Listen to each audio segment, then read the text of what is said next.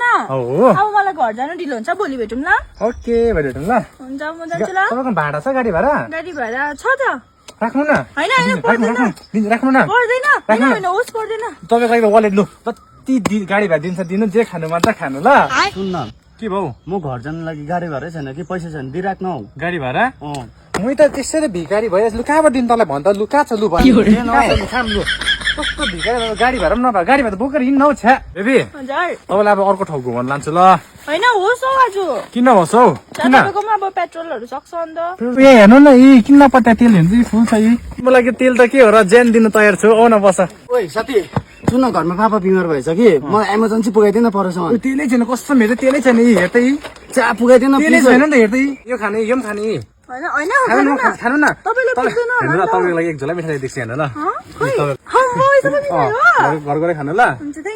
ओए कति कम्ती हाल्यो अलिक हाल्दैन मलाई ठिकै छ हौ ठिकै छ एउटा हाल्दैन ठिकै छ भनेको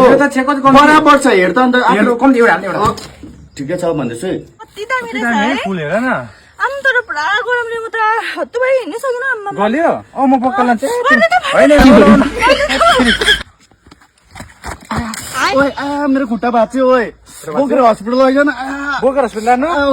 गरममा के को बोक्छौ कस्तो खुट्टा भाँच्यो भनेको गरम भइरहेको बेलामा